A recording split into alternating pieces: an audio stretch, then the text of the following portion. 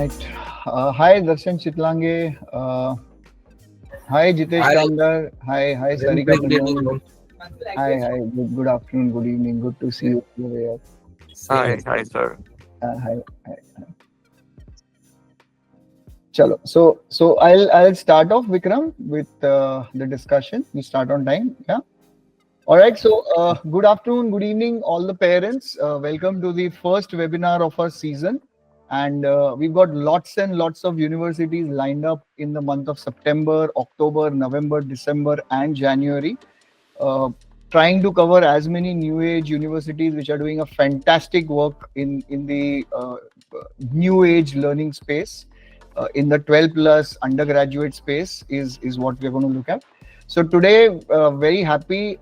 I reached out to Vikram once, and Vikram just said, "Tell me when." I said, "Is this date okay?" He says, "Done." I asked him about the time. He said, "Done." And very fortunate to have him with us. And Vikram has logged in from Mumbai Airport right now. Thank you, Vikram, for taking the time out. A little bit about background about Vikram Patel here. So he's the director outreach at Plaksha University, and for all the undergraduate programs, for all summer programs. He comes with a solid 10 years of experience in the education space and worked across domains in higher education.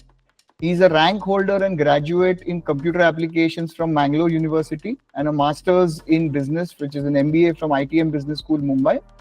And prior to taking up the promotion of interdisciplinary engineering programs at Plaksha, he has worked on creating awareness about liberal arts, liberal sciences education at Kriya University and Ahmedabad University.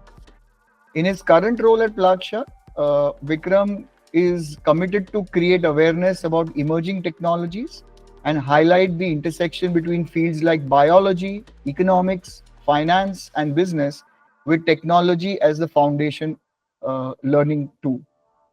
Also, Vikram is a very keen student and considers project-based learning, research, faculty, peer group, etc., as an important component of the decision-making process or a core decision-making process in the entire learning framework. So, thank you, Vikram Patel, again for taking your time out and helping us understand more about liberal arts and sciences, particularly with respect to Plaksha University. So we'll get Vikram to share his own ideas first and introduce us to Plaksha University, and then we'll follow with parent question answers post that. Over to you, sir. Thank you, Rahul, and a very good evening, everyone.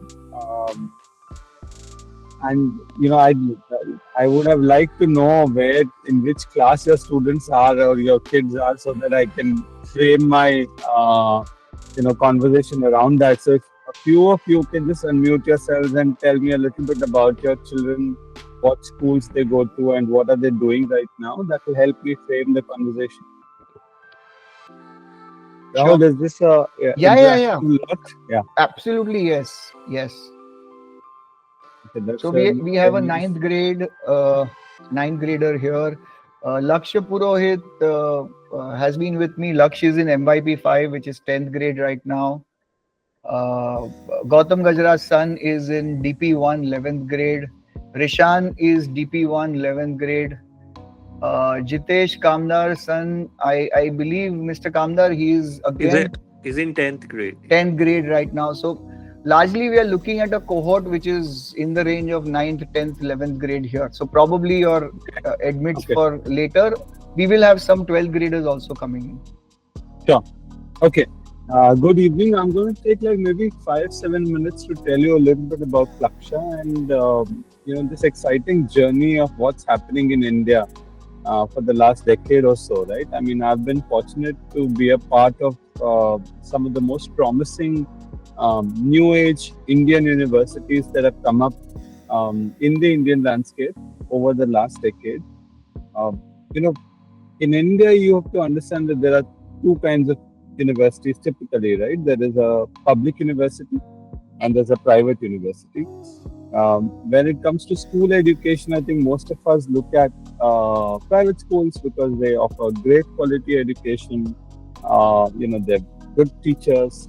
And the flip side of this is when you look at undergraduate education, most of us look at uh, public universities, in India, and not really private, because obviously public universities are known for their quality and the kind of research they do. But I think in the last 10 years, we've had a good number of universities that have come up which are based on the model of collective philanthropy. Now, what that means is that there is no one owner. It's a group of people who come together to set up a very unique, high quality education institution in the country.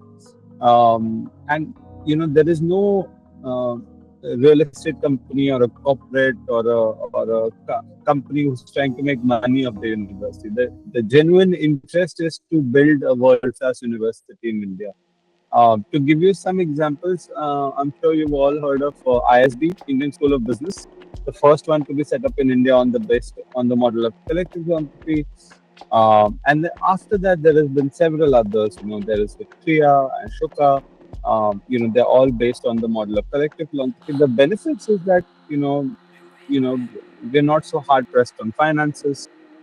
We can go around, talking to corporates, CSR funding individuals to fund the university, because running a university is very expensive. And there's also democratization of how a university should be run, right? And academics stays with academics. So there are so many advantages of this model of collective philanthropy. And Plaksha is, one such university. Um, so who are we? Like I said, more than 100 founders.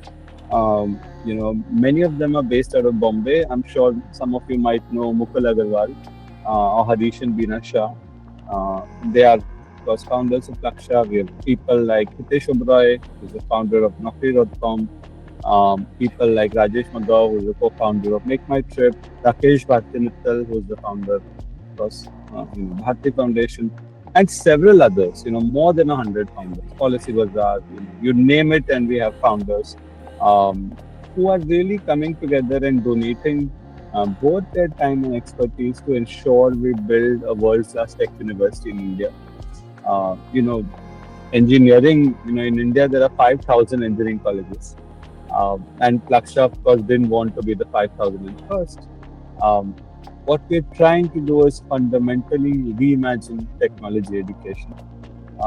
There are several things that were broken, in the engineering system.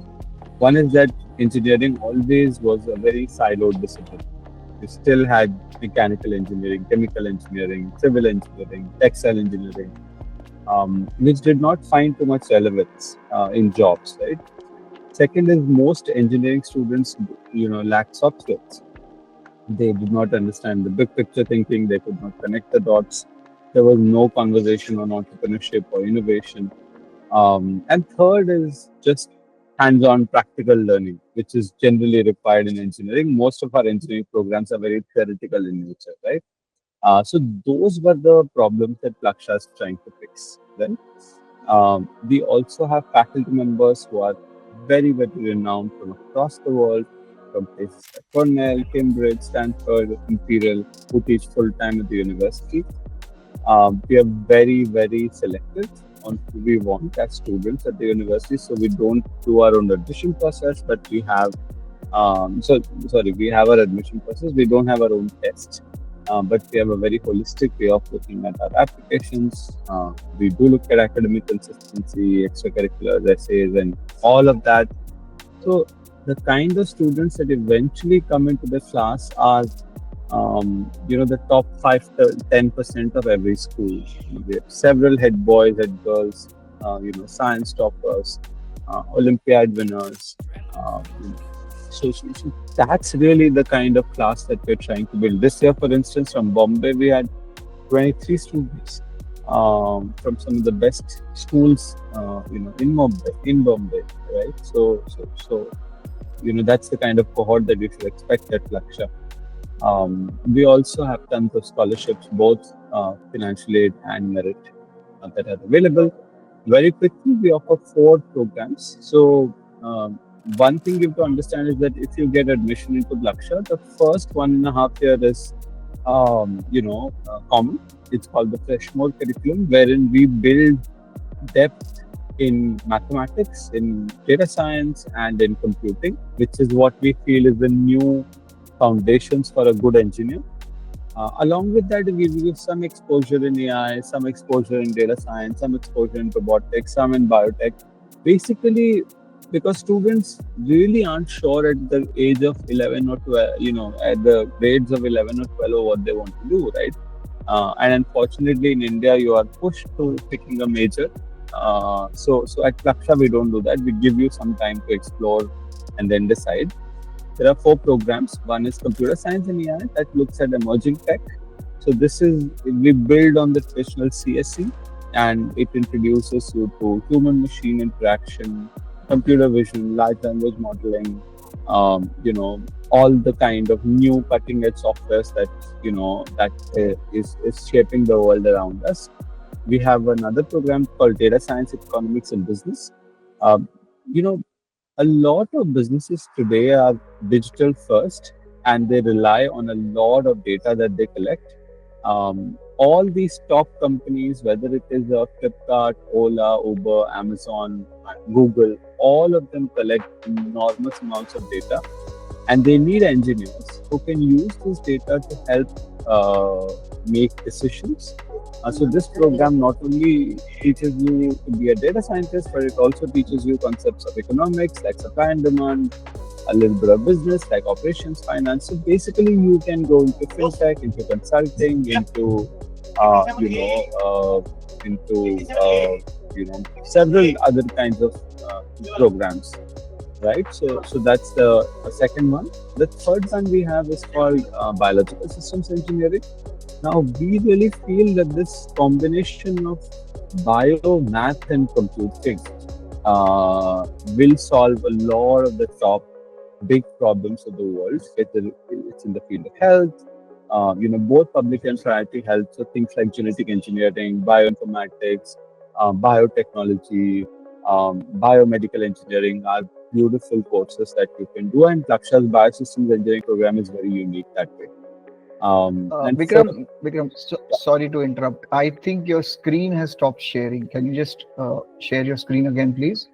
with visible, Yeah, we can okay, still see the left pane. Yeah, this is better. This is better. Yeah, okay. And I'll just take 2 more minutes. So, and the fourth program that please we take your have time. Yeah. is called robotics and autonomous systems.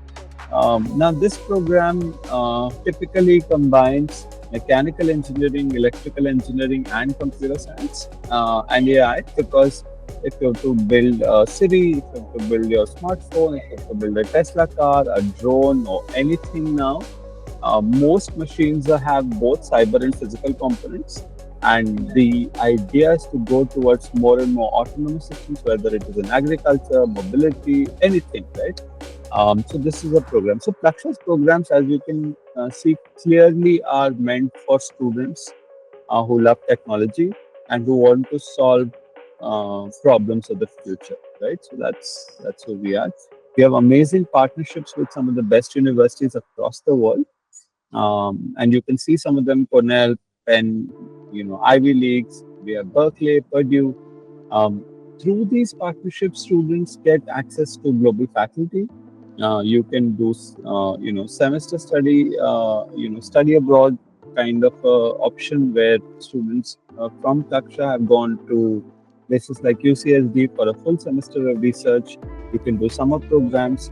We have some courses that are co-taught. For example, we have a minor in entrepreneurship that is co-taught by Berkeley faculty and Plaksha faculty. With Penn Engineering, we have a master's collaboration where you can do four years at Plaksha and 1 year at Penn. And you can just finish your master's in 1 year at Penn. And by the way, those of you who know, Penn is highly selective. It's for an Ivy.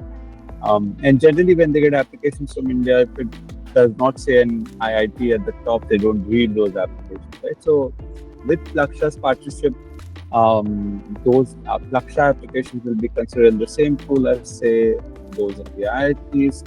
You don't have to write the GRE. There is no application fee. You can transfer up to 3 courses, and that means 30% of reduction in your tuition fee. These are great partnerships we have with Purdue, we have with Wisconsin Madison. In fact, Plaksha students can also do a semester abroad, a semester at Triple IT Hyderabad, for example. So it's not just US universities, but Indian universities as well. Right? We've just placed our first batch. So the university started our undergraduate programs in 21. So we've just graduated the first batch this year. And we've had excellent outcomes. Students have gone to Factor Analytics, Jeffrey, McKinsey, JM Financial, Boston Consulting Group, D Shaw, Flipkart. So we're extremely excited. They've received an average salary of over 20 lakhs. I know this says 19, but it's around 20 lakhs. Median is around 17 lakhs. This is really, if you're aware, it's really high from an Indian standpoint. And the kind of roles they've had: software analysts, machine learning engineers, AI engineers, product analysts. So we're very excited about what our students have done. They also have acceptances into Carnegie Mellon, NYU. We have a student who's got a direct admit to UC San Diego for PhD in data science, Penn, Delft. So, and this is the first year. Right? I'll just end with this slide, Rahul, and we'll not go too deep into admission. I think we can talk about the process later, but who is Plaksha looking at? They're looking at students who are very serious about academics. We are a very serious academic institution. Our programs are very rigorous. So they're looking for students who love math, who are good in math, and who like technology, who would like to, like I said, solve problems using technology. So mathematics consistency from the grade 9th onwards is extremely important for us. Apart from your extracurriculars and co-curriculars and essays, all of that is great, but we are very serious about your academic requirements, right? We also have a ton of summer programs, and we can speak about them later. Yeah. I think I'll stop here, Rahul, and if there are any questions. Thank you, Vikram, for this elaborate and still very concise and precise detailing of what Plaksha has to offer. Yes, parents, if you have any questions, would invite you to ask any and all doubts, questions that you might have with respect to Plaksha admissions. I have a few questions that parents usually ask me, which of course I will want to ask Vikram on this platform. But others, please go ahead if you have any questions over here in any format. Any parent, please unmute yourself and please go ahead with your question. Yeah, anyone? Okay, so I have a question. Yes, Laksh, please go ahead. So my question is, how much emphasis is placed on your hands-on projects versus theory? At the university, you mean? Yeah. Laksha, I think the best way to teach is through problem solving and by doing projects, right? So Plaksha, not just Plaksha, but any good university in the world would focus a lot on hands-on learning, right? So if I were to give an example, in the first year you have math courses, right? You have mathematics about certainty, which is probability statistics. Even your math programs will have lab components. So you are expected to solve problems. You're expected to do real-world projects. A lot of the data that you use is also real. Anything that you do. So just to give you an example, right? How does this work? Assessments are very different at Plaksha. So generally, assessments happen at the end of the semester, right? You have an end of semester exam. At Plaksha, we have a policy where maximum 50% of your grade can come from an internal exam. Maximum 50%, which means that there is continuous assessment. Every week you're supposed to submit projects. There are surprise quizzes. There are, kind of mock tests that happen in the class. You also have class participation that adds to your profile. So studying one day before the exam or 2 days before the exam will go away with your school when you come into a good university, because here you are expected to read every day. Your classes are supposed to be discussions. So any good university, that is, that you'll go from a very structured learning environment to very unstructured learning environment. And that's going to be new, unless you come from a sort of an international board which practices this already. Uh, it's going to be very, very hands-on. Sure. Laksh, does that answer your question? Yeah, that is answer my question. All right, great. Thank you. Great. Sure. Any? I had a question, Rahul. Yes, Mr. Kanda. Please go ahead. Yeah, hi Vikram, Jitesh here. So you told about the common program for the first 1.5 years out of the 4 years. So at the end of that period, is there some guidance given to the students, or is there a test, or is that like a voluntary choice out of their experience at the university? Yeah, so there is of course a lot of guidance given at every step. From faculty members, they have something called demo days, on which major advisor would come and talk to all students, say what does it mean to study data science, economics and business, or what does robotics look like. So there are a lot of guidance sessions. There's also guidance sessions from senior students who've taken the major, and they can, formally this is what happens. Formally, a major advisor would make a presentation, ex-student or a student of the major would make a presentation, but informally there are lots of avenues for students to ask around of what does it mean to study that major. And like I said, there are formal courses within the first 3 semesters which gives you exposure into that major. I'll give an example. There is a program, there's a course called Nature's Machines.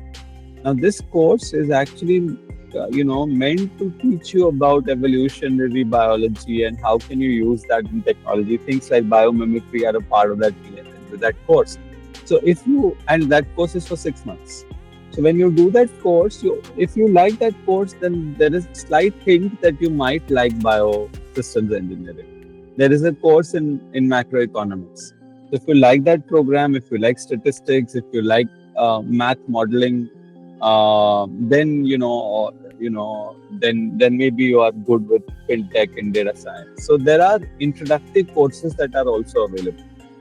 We're hoping that by the end of the 3 semesters, most students are very clear of what they want.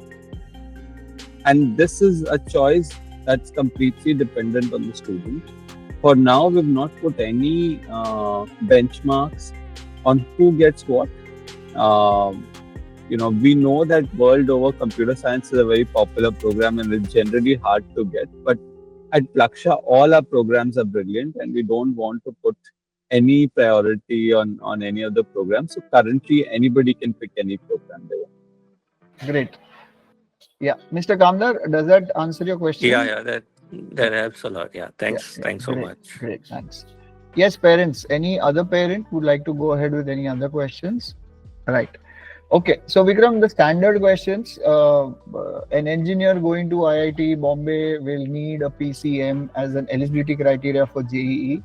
Do we have something similar for Plaksha as well? Is it a physics, chemistry, math is a compulsion? Any subject combinations, HLs, SLs, core, extended, international, any form of subject combination which you believe one is necessary and second would be nice to have while applying to Plaksha? So 2 different buckets here. Yeah, so like I said, we've sort of asked very fundamental questions, Rahul, to see what is the requirement of a new engineer today, right? For example, for a long time, the foundation programs in engineering had, physics 1, physics 2, chemistry 1, chemistry 2, math 1, math 2, and that's still practiced in most colleges in India, right? But we sort of asked the question to say, can we combine some of the programs? Can we sort of remove things that are not required? So, so we've changed the whole first 1.5 years itself, right? And because of that, the requirements are also different. We only require mathematics as a course to have. And we accept, if it is a CBSE or ISC, we accept standard level math. We don't accept applied in both. In IB, we accept there is a priority order. We don't accept standard level AA math. Standard level AI math we don't accept. The other three we accept, but the priority order is AHL, and then you have ASL, and then you have AIHL. So that's the priority order, and physics is highly recommended. So though physics is not mandatory, we'd like our students, most students at Plaksha have physics also, right? There is another strand that we've started last year onwards, which is students who've taken, and this is mostly for the national board students. There are a lot of students who take physics, chemistry, biology, and they drop math. So that is also a combination that we've started to accept. So if you have physics and biology, you can still apply to that. Right. Thanks for that, Vikram. Yes, Dhriti, please go ahead. So you mentioned about physics being recommended. So an HLSL either will do, or again an HL is preferred. And HL obviously would be preferred, but don't worry, an SL physics is also okay. See, basically it depends on the program also. So if you want to do data science, if you want to do computer science and AI, physics won't be a subject for you beyond the first 3 semesters. In the first 3 semesters, you will have at least 1 or 2 courses of physics, right? So, which you will be. So, our programs in physics are also different. It's called Foundations of the Physical World, right? Where you have thermodynamics and a bit of electronics and all of that that comes as a part of the program. So, a standard level physics should do. But if you are interested in a program like robotics or autonomous systems, then we would prefer for you to have a higher level of physics. Okay, sir. Thank you. Yes. Ms. Namrata, please go ahead. Yeah, hi. Good afternoon, sir. I had a quick question in continuation with what Rahul sir had asked about the academics and academics. When my son is in IB school, and when someone from Plaksha had visited and we had a booth of Plaksha there, I remember someone mentioned to me that even an SAT score of I think 1450 or 1540, something above in math, was a acceptance criteria for Plaksha admission. So I just wanted some clarity on that too. So in terms of academics, right? See, like I said, I think we are quite particular on what we want. If you're applying to Plaksha, your math scores, if you're an IB student, must be a minimum of 6. And almost every subject has to be a 6. We would prefer math to be a 7, right? So generally our IB average is around 39 on 42. Right? So it's quite a high score that we expect. Definitely not below a 6 for all your sciences, right? When we look at SAT, honestly, we've sort of, in some ways, we've looked at SAT very carefully, and SAT does not test the level of math that we would like. Like, it does not test calculus, linear algebra, integration, differentiation, So, we do accept SAT, but in SAT, we expect students to do really well, right? So, minimum 750 and above is a decent score for you to put in the application. Our average is around 775. So we don't look at the English part, we only look at the SAT, right? So that's the kind of score that you can put. But frankly, we would like your IB scores more than the SAT scores. So generally we love the JEE exam because JEE sort of is very rigorous. And tests a very different kind of math, but we understand that a lot of students at Plaksha don't write this JEE because they come from either an international board where they just can't, sometimes they're not eligible, or they don't want to prepare for JEE. So in those cases, a lot of students do give the SAT, and it's a good test to take. But SAT mostly gets you a conditional offer and not a firm offer, and which is why you will have to sort of then wait for your IB results or KIM results to come out to get a firm offer. Right. Yeah, this Uh, helps. Thank you so much. Yeah. So largely, just to summarize, Vikram, and please help me if I have understood it correctly. On a 1600 SAT, the 800 of math is what is important. The 800 of English doesn't matter too much. And out of 800 of math, we are looking at a 750 plus as a bare minimum for Plaksha to even consider you as a great applicant. And then we Correct. proceed from there. And on the academic side, we said 39 on 42 on IB, and of course the other three are the TOK and extended essays in other areas. So if I translate it to other boards, we are typically looking at an 85-90% plus overall as an application number for, let's say, a CBSE, ICSE, A levels, state boards, or any other board, Singapore, American, any board.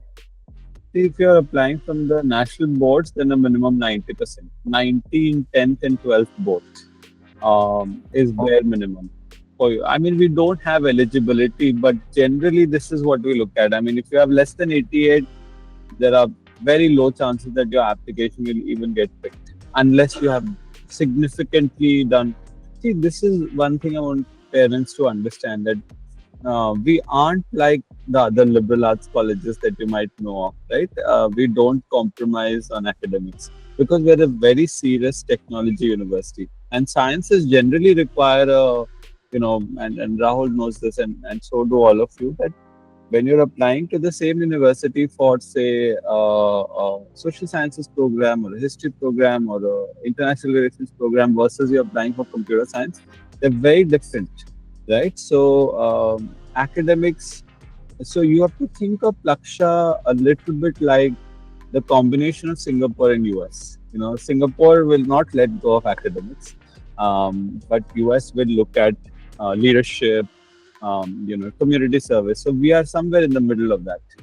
Right. So a good profile or a great profile is great to have on a resume, but a necessary condition is academics and the entrance test scores for us. Yeah.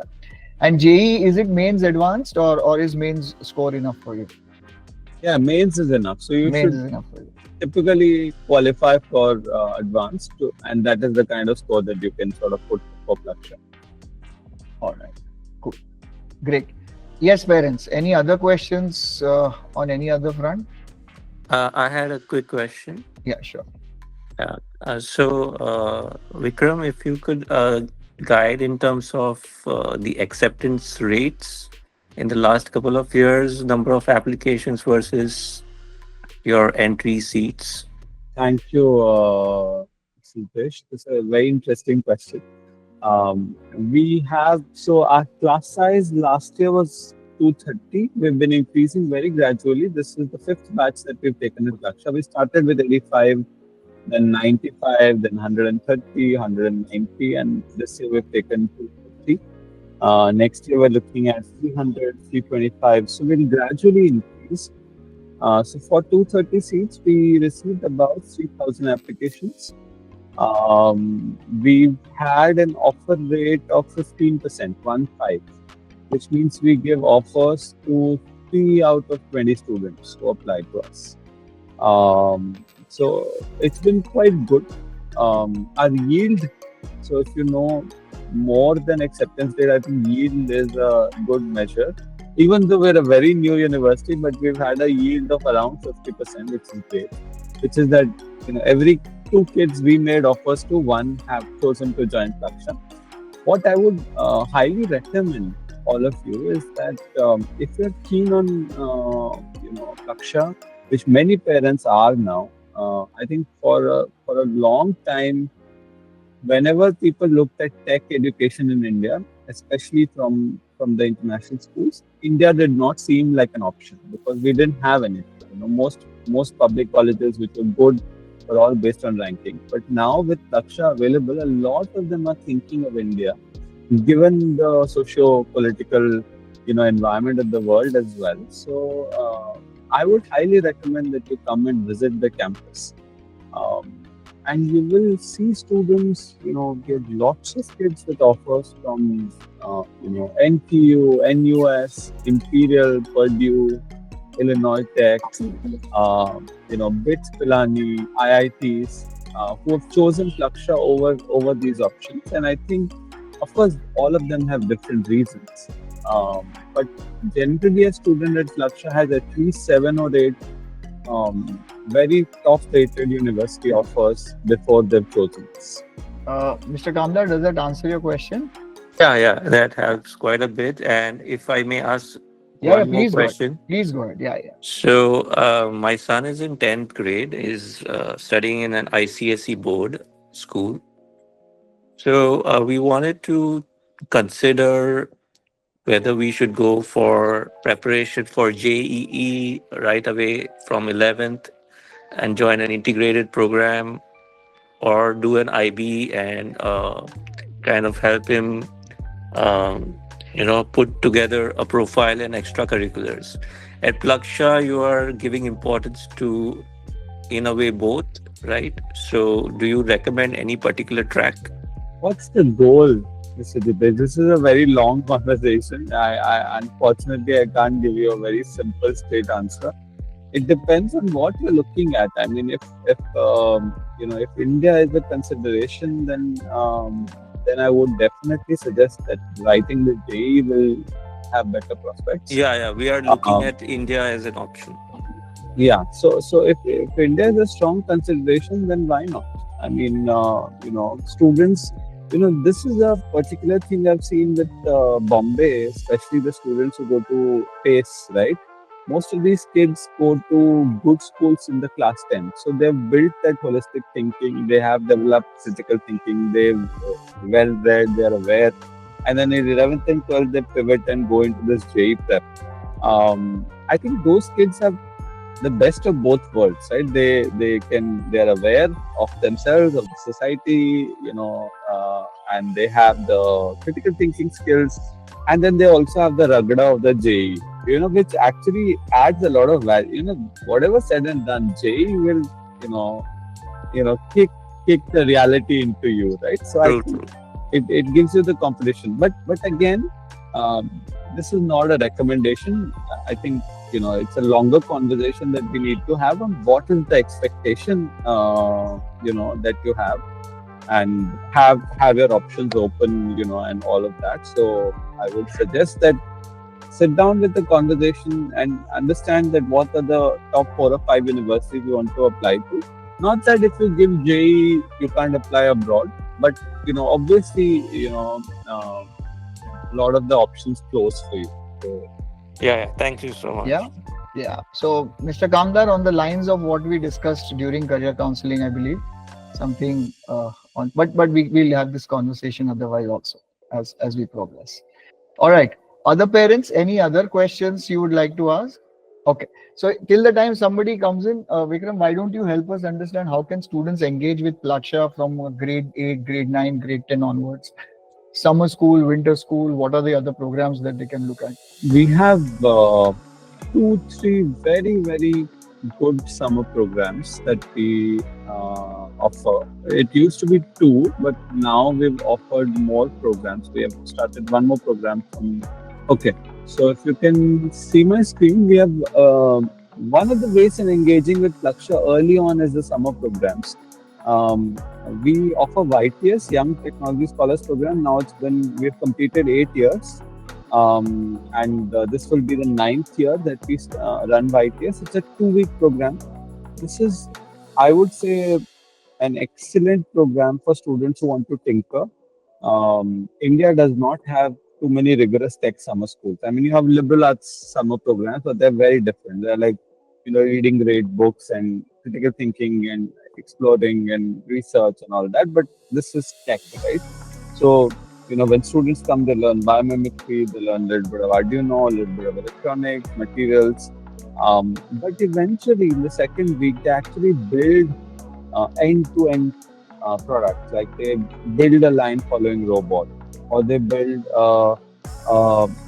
they develop, biofuel using algae. So this is a program where students actually encounter what does it mean to build something, and how do you fail, and how do you work with students who are from a different city or from a different culture. This is excellent. We've had outstanding feedback about YTS all along, right? So this is one of the programs that you can do.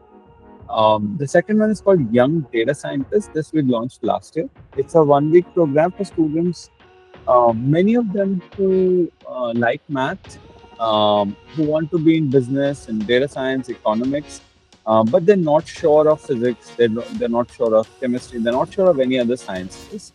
They want to get into fintech consulting kind of programs. So this is for those students. It's a 1 week program, and you sort of learn econometrics, data science, modeling, uh, you know exciting program again for students. This is the third program.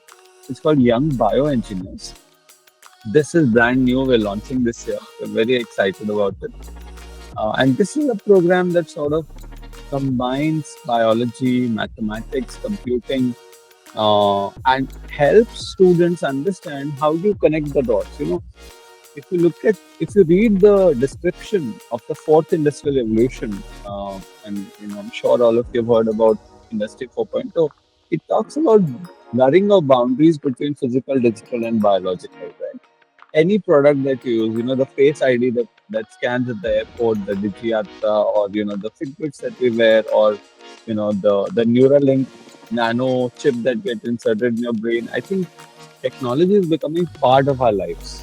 And trust me on this, that students who understand technology, understand electronics, but also have understanding of biology, will really be able to solve some very big problems. So this is an exciting program for students to explore what does it mean to be a bioengineer, right? And this is about 9 days residential. Again, all our programs are residential for grades 9 to 12. So this is one way of engaging with Plaksha early on.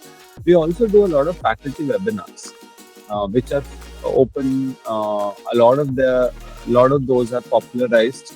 For example, the next week, Saturday we're doing a workshop on biotech, and it's an immersive. Like students can actually learn to build something in 2 hours, and they get certificates for that. So, like that, we do a lot of webinars.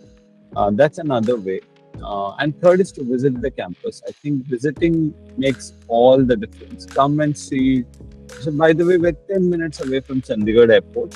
So, it's not the back of beyond, and it's not Punjab. I mean, it is technically Punjab, but it's not like the Punjab that you see in movies. Chandigarh Tri-City area is like it's like Delhi NCR. It's very cosmopolitan. It's very, very highly developed. We have a 50-acre campus. And we have like underwater robotics and aerial robotics and humanoids and all kinds of amazing things. So once you come there, you actually meet kids from Bombay, for example. We have kids from Hill Spring, from Singapore International, from Jamnabai, Oberoi, Utpal Sangvi, you name it. So we have good kids coming from these schools to study at Plaksha, meet them, talk to them, understand how it works. I think those are the ways you can engage. Sure, thanks, Vikram. And before I take Mrs. Namrata's question, I'll just quickly, what are the timelines typically? And Ashoka Flame summer program, although very different bucket, but they start the applications around December, Jan, Feb for the summer programs. So for these summer programs, what would be the timelines where parents can apply? Yeah, so typically these programs start receiving application. We start receiving applications from December onwards. December, January, February is the best time to apply. Sure. The programs happen at different times. Unfortunately, we have not been able to get a good window that works for everyone. We used to do it in the second half of June, which works for Cambridge and IB. But then we would alienate all the ISC students because June first week the school starts, right? So now we've sort of brought it a little further. So it's the last week of May, first week of June. So it doesn't work for some Cambridge students, but we'll see. The dates are not yet firm, but we'll let you know. Yes, Ms. Namrata, please go ahead. Yeah, so it was just in line with your last sentence actually. My kid being from IB, and the last year we tried doing this course, it was not in line with the dates that you mentioned. So earlier when it was in June, I'm not aware of, but this year when we wanted to do it after his grade 9, it was last week of May and first week of June, and their school typically starts around 6th or 7th of June. So I don't know if this is the forum to request, but I just wanted to kind of raise it that if you could put it for somewhere in mid June or end of June something, if you have those kind of applications from IB and Cambridge students, would be really helpful for us to consider it. Thank you. I'm going to be brutally honest with you, Namritaji. So what happened was the first 6-7 years we catered for IB. 50-60% of our kids used to come from IB schools. But when we looked at how many of them actually joined Plaksha, that score was very sad. So we then sort of pivoted it to say, let's give the chance.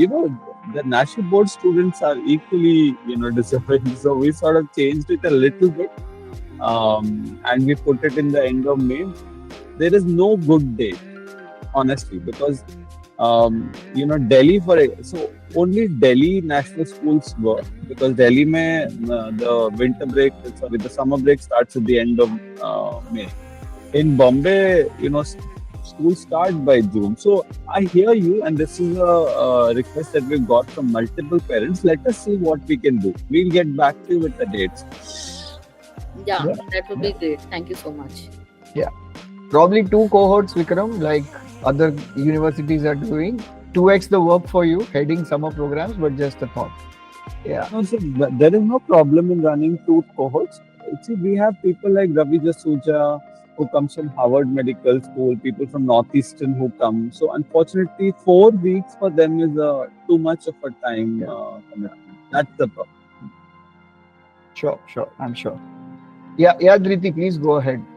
Hi, sir. Sir, as earlier you were discussing about the SCTs and how you usually wait for the IB students to get their board grades. So, my question was, do you like accept early applicants, or do we usually wait until we get the IB grades from the IB board, and then according to our final 12th grades we apply? Because that's too late for applying to any Yeah. university. Yeah, no problem. So we accept early applications. You can apply early. What I meant for you will get a confirmed offer after your IB scores. So you can apply as early as end of October and November, and if you apply early, you get your decisions by January. See, if you give the SAP and if you have good consistent performance in math in 9th, 10th, 11th, and then your interview goes well, you also have a chance of getting a firm offer.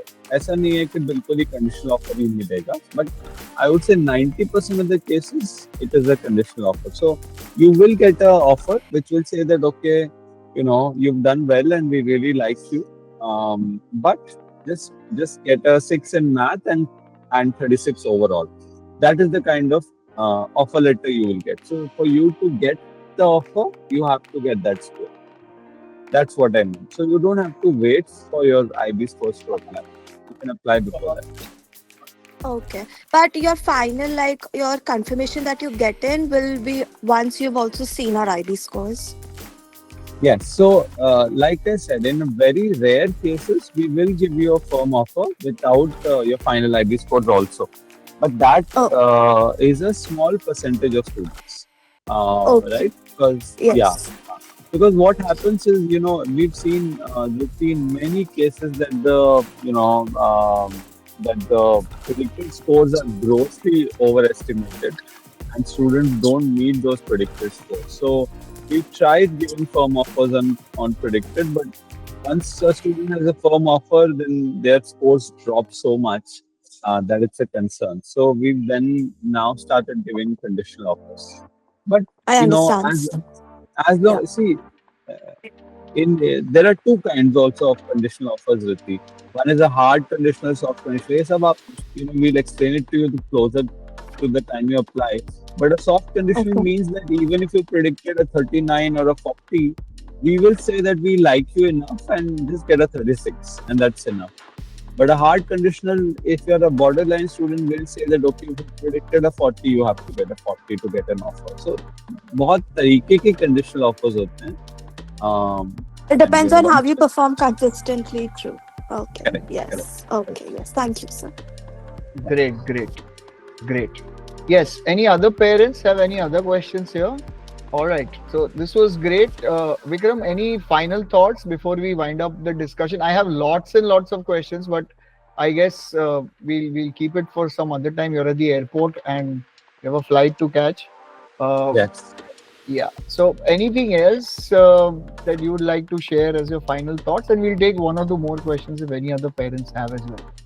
No, not at all. I think of India very seriously because I think India's, we are, at least a few of us are changing, changing a lot in the way we deal with education. Of course, getting into Indian universities is extremely hard, including the new age universities. I would say that several times we celebrate international offers with a lot of pomp and glory, but I think it's the Indian offers that need celebration.